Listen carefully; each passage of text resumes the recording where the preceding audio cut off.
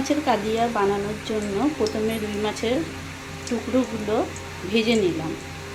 ঝোল করবার জন্য নিলাম পেঁয়াজ কুচি, রসুন, আদা, শুকনো লঙ্কা 5টা, একটা টমেটো কুচি করা, লাগবে জিরের গুঁড়ো, ধনের গুঁড়ো।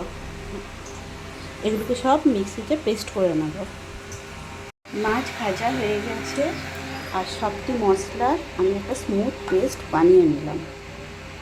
কড়াইয়ে তেল গরম আছেই, এবার দিয়ে দেবো কিছুটি জিরে ফোড়ন। জিরেটা অল্প নেড়ে চুড়ে দিয়ে দেবো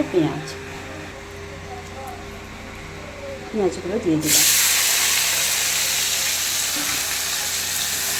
পেঁয়াজটা লাল লাল করে ভাজবো। দিয়ে দেবো পরিমাণ মতো নুন, যাতে পেঁয়াজটা তাড়াতাড়ি সিদ্ধ হয়।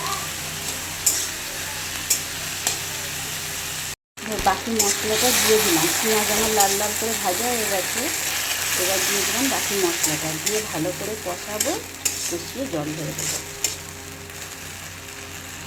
দেখো মশলা আমার কষানো হয়ে গেছে, মশলা থেকে তেল কিন্তু ছেড়ে দিয়েছে।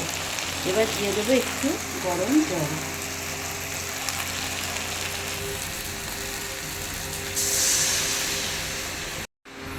ঝোল ফুটে গেছে, এবার আমি মাছগুলো একে একে ছেড়ে দেবো।